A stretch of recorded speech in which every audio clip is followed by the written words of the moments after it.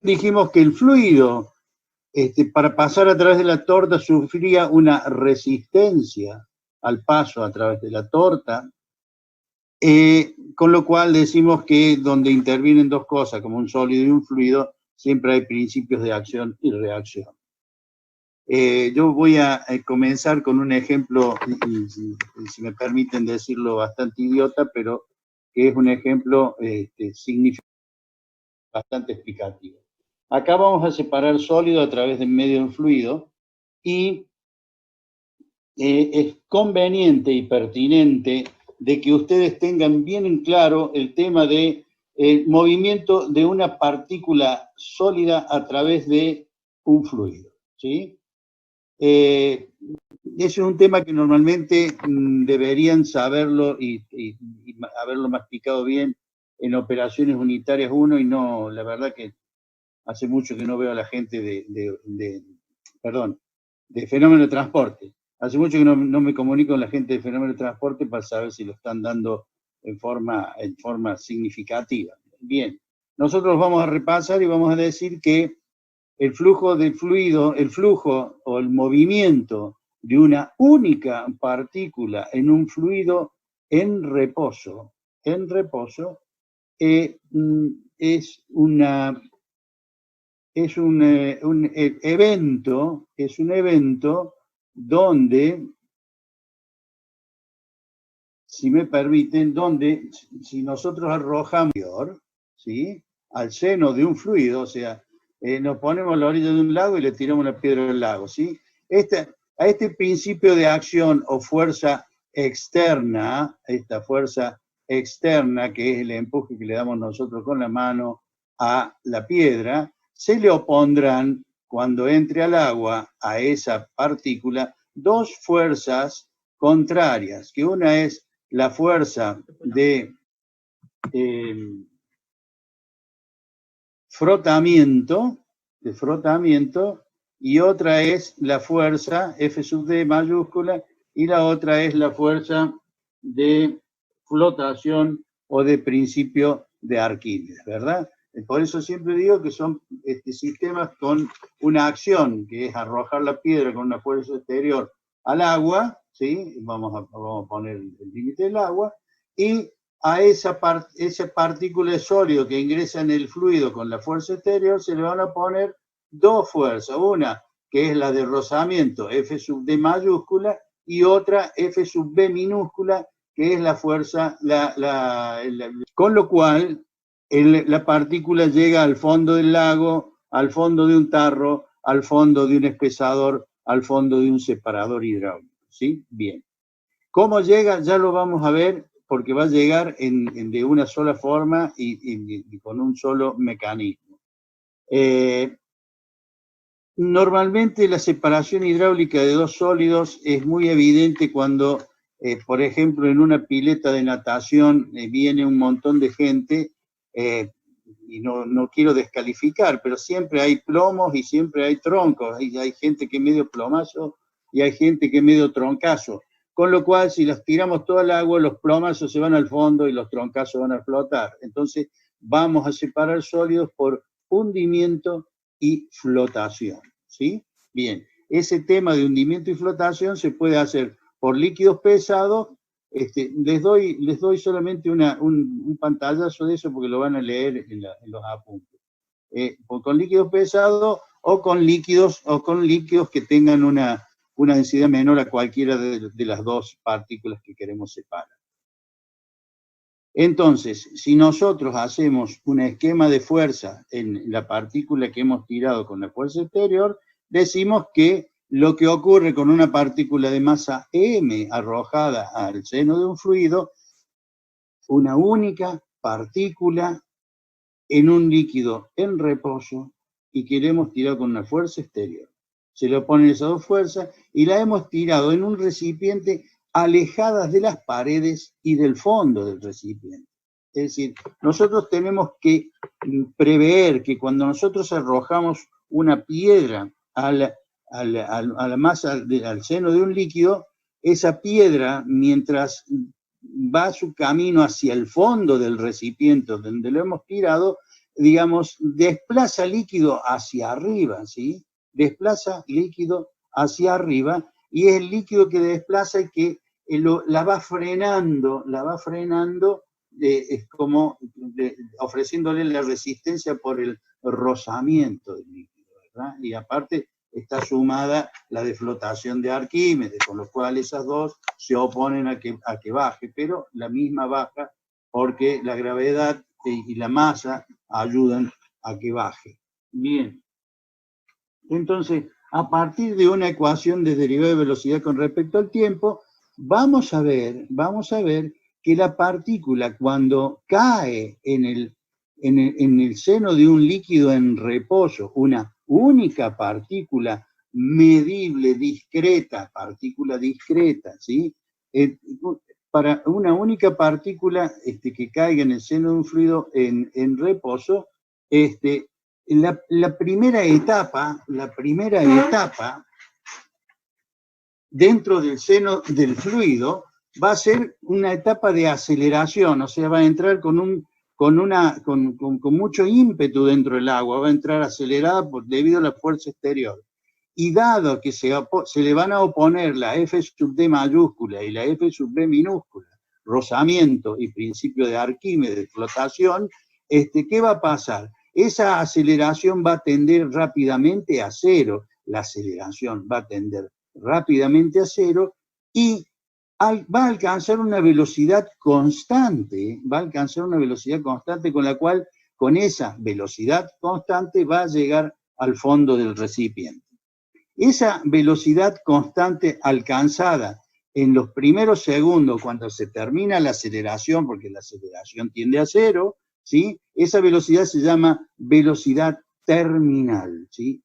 Todas las partículas caerán al fondo con su velocidad terminal. Es decir, todas las partículas que tengan una densidad mayor al líquido donde lo vamos a poner, se van al fondo. Las que sean menor van a quedar flotando. Por eso, cuando ustedes dejan una leche chocolatada en un vaso y se van a hacer algo y vuelven, van a ver que todo el chocolate se fue al fondo, porque las partículas, después de la aceleración que le dimos, tirándolas adentro y removiéndolas con la cuchara, en un momento en el reposo, las partículas lentamente se van a ir al fondo.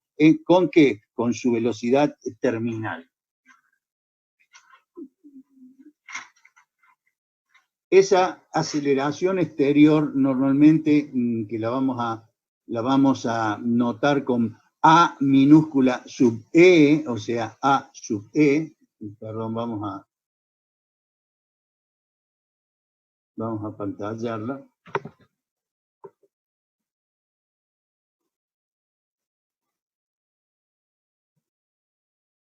Vamos a borrar. La fuerza de la gravedad, que es lo que ocurre dijimos, con el chocolate en el vaso de leche chocolatada, o la fuerza centrífuga, ¿sí? Entonces decimos que con la fuerza de la gravedad, con la aceleración de la gravedad, tiramos la piedra, eso tiende a cero la aceleración de la gravedad, y derivada de B con respecto al tiempo, o sea, la aceleración de esa partícula tiende a cero, y la velocidad será la V sub T, o velocidad terminal, ¿sí? Bien, en el caso de velocidad centrífuga, ¿sí? En el caso que estemos dentro de una aceleración externa centrífuga, sabemos todos que omega es función del punto del radio de aplicación, o sea, no es totalmente cierto que podamos hacer una tendencia a cero, la aceleración, pero dado que con el tiempo disminuye dramáticamente, podemos asumir sin temor a equivocarnos que tanto la aceleración de la gravedad como la aceleración centrífuga en el tiempo van a tender a cero. Y en ambos casos, en ambas fuerzas externas, gravedad y centrífuga, la velocidad con que va a llegar al fondo va a ser con la velocidad terminal, o V sub T. Normalmente, frente a un recipiente con líquido en reposo, cuando nosotros tiramos sólidos de distintos tamaños, es decir, va a hacer que las más grandes lleguen al fondo más rápido, y así sucesivamente hasta la más pequeña, con lo cual en un líquido en reposo donde tiramos nosotros una mezcla de diámetros de diámetros de partículas diferentes, vamos a ver que al fondo se van a depositar primero las piedras más grandes, las piedras más chicas, los sólidos más chicos, los más pequeños, al último la arena, ¿verdad? O sea, con lo cual se va a generar una selección natural por masa, debido a las masas y la velocidad terminal que tenga cada una de las masas. Hay un caso donde ocurre que existen las que se llaman las partículas isódromas, ¿sí? Las partículas isódromas son partículas que son de distinta densidad, ¿sí? De distinta densidad, y que sedimentan o llegan al fondo a la misma velocidad. ¿Cómo ocurre esto? Ocurre que cuando hay un ejemplo famoso entre blenda, que es galena, que es metal el mineral de plomo, y cuarzo, que es la piedrita blanca que hacemos chispita en la sierra, ¿sí? Con lo cual la galena es más pesada, pero en una de esas, una piedra de cuarzo grande, de diámetro mayor, mucho más grande, puede tener una velocidad terminal parecida. Cuando hay dos sólidos que tienen diferentes densidad y sedimentan a la misma velocidad por una cuestión de tamaño, esas partículas se llaman isódromas. ¿Nos convienen esas partículas? No nos conviene esa partícula. ¿Por qué? Porque yo quiero separar nítidamente entre galena y cuarzo. Con lo cual, el tip que me queda a mí para separar cuarzo y galena de la mejor forma posible es que moler el cuarzo y la galena y tamizarlos a un mismo tamaño. O sea, que frente al hecho de que el cuarzo y la galena tengan el mismo tamaño, evidentemente por diferencia de densidad va a llegar primero la galena que el cuarzo al fondo del recipiente. ¿Está claro? Por eso las partículas isódromas no son apropiadas para una separación, y el costo adicional que significa de triturar y tamizar y separar en tamaños iguales el cuarzo y la galena. ¿Sí? ¿Está claro? Bien. ¿Me dan un segundito?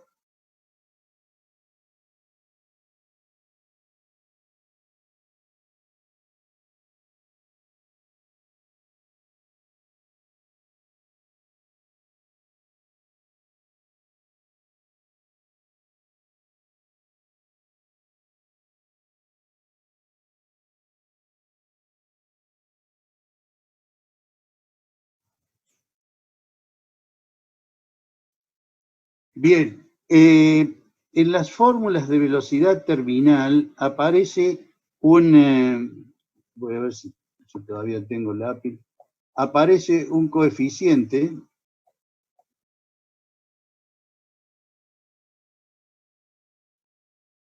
C sub D. Ese coeficiente C sub D es un coeficiente de rozamiento, ¿sí? O fuerza, digamos, que está dentro de la fuerza de frotamiento. Ese coeficiente C sub D es un coeficiente que nosotros vamos a obtener en gráficas de C sub D versus número de Reynolds, ¿sí? Normalmente tenemos C sub D para esferas, tenemos C sub D para cilindros y para cilindros de diámetro igual a el largo, y ¿qué otra cosa? Cilindros y discos. Y para discos, que es más complicado el disco. Hay que tener en cuenta que estos gráficos de C sub D frente al número de Reynolds para distintos formas de partículas, acá yo le he dado 3 en particular, esferas, pastillas, genioles, ¿se acuerdan que dijimos genioles para tener en cuenta un cilindro diámetro igual al largo, y discos, ¿sí? No solamente estos gráficos me dan a mí cuál es el coeficiente de rozamiento que se ve afectado el sólido en función del número de Reynolds del sistema, sino que me dice cómo están orientados cuál es la orientación mientras llegan al fondo del recipiente, ¿sí? Bien. Las esferas no tenemos problemas, es decir, en las ecuaciones ustedes van a encontrar el área del sólido, porque es la parte de una significación geométrica para ver cómo llega al fondo. Normalmente el área del sólido dentro del líquido es el área proyectada, o sea, el área proyectada de una esfera, ¿qué es? Un círculo, ¿sí? Entonces el área de una esfera que va sedimentando o va llegando al fondo del recipiente es un círculo. Lo mismo ocurre con la pastilla y no va a ocurrir lo mismo con los discos. Supónganse que estamos haciendo una separación de CD por medio hidráulico, estamos tirando los CD adentro de un líquido, vemos que los que caen de filo, esos pueden llegar un poco más rápido, y los que caen de panza obviamente van a demorar porque inclusive tienen la forma se van balanceando mientras llegan al fondo, y al balancearse mientras llegan al fondo, el F sub D o la fuerza o el C sub D va a ser mayor. Por eso es importante saber y elegir gráficas para distintos sólidos que van llegando al fondo del recipiente, no solamente por forma, sino por la manera con que están llegando al fondo, o sea, la situación geográfica de ese sólido, si va de panza, si va de filo, si va de costado, etcétera, etcétera. Este C sub D, o coeficiente de rozamiento, es muy importante. ¿Por qué? Porque normalmente no solo vamos a ver separaciones de sólidos como piedritas, como, qué sé yo, como pellets de algo, como plásticos, etcétera, etcétera, sino que puede ocurrir que nosotros estemos separando gotas de líquido a través de otro líquido, ¿no es cierto? Con lo cual, una gota de líquido que atraviesa un líquido y llega al fondo, esa burbuja, ese globito de líquido, a medida que va llegando al fondo va cambiando de forma, se va haciendo gordo, se va adelgazando, se va haciendo como una lágrima, con lo cual todo ese cambio de forma que tiene una gota de fluido a través de otro hace que el C sub D aumente considerablemente y tenga una aplicación muy especial. Por lo tanto, para nosotros poder aplicar las gráficas que les comento,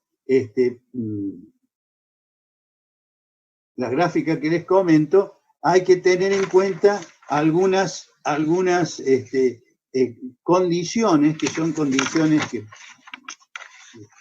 es la única forma de poder, nosotros hacemos condiciones que son de ciencia ficción a veces, pero que son la manera de poder definir y darle un nombre matemático a la operación, o sea, generar una ecuación que nos permita tener una idea de la operación unitaria. Entonces, las condiciones son: las partículas son esferas sólidas; 2, deben ser libres y no están influenciados por otras partículas, paredes o fondo del recipiente.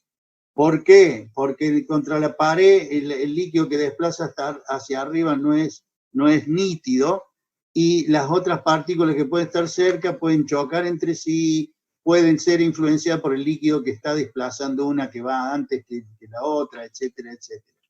3, las partículas se moverán a velocidad constante.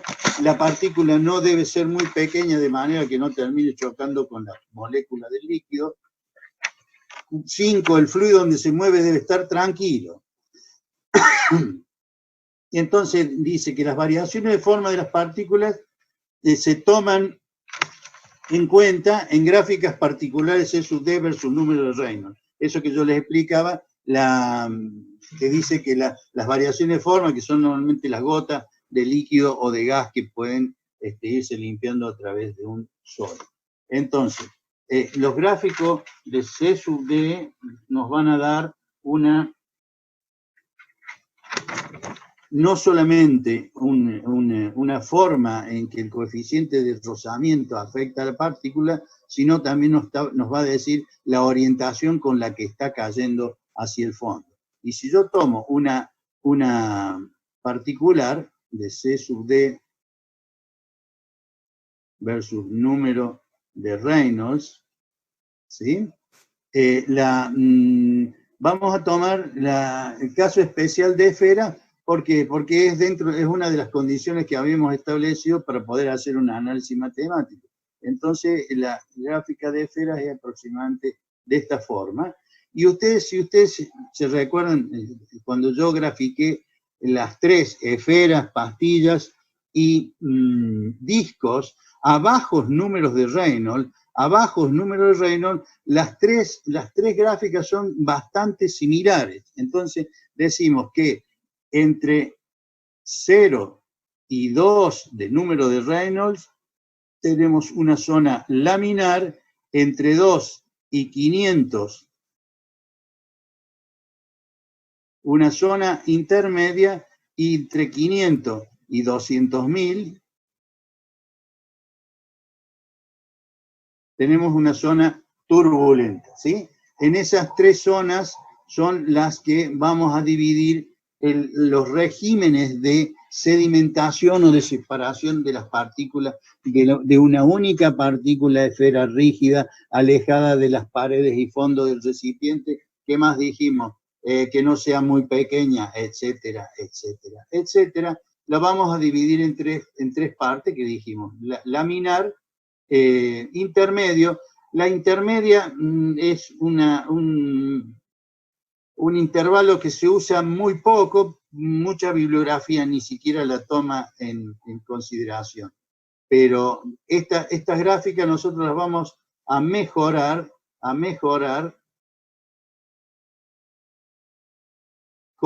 haciendo unas rectas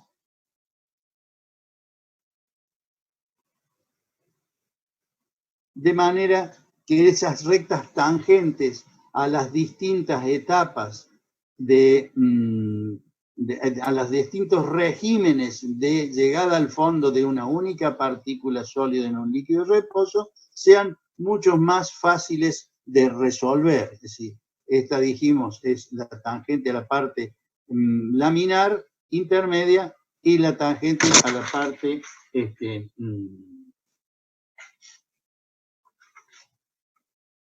¿cómo se llama? La parte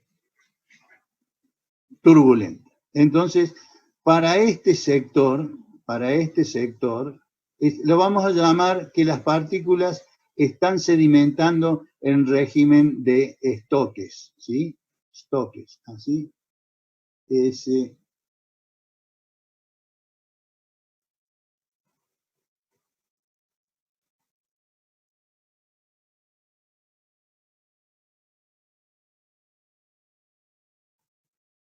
Toque. Y para esta parte, esta parte va a ser la zona intermedia de sedimentación, y en esta parte va a ser la de Newton, creo. Sí, creo que se llama de Newton. Intervalo intermedio, intervalo...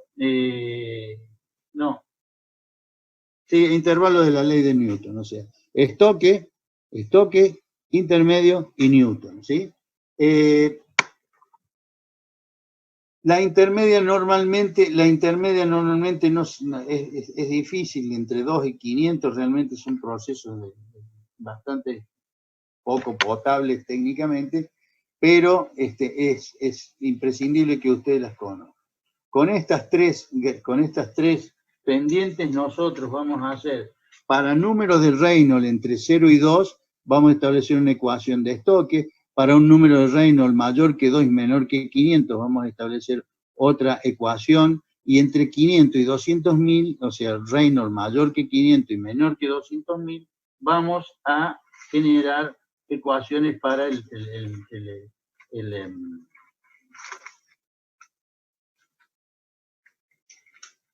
para el sistema turbulento, ¿sí? Con lo cual, las ecuaciones están cargadas dentro de lo que se está subiendo el ingeniero Pichone, ¿sí?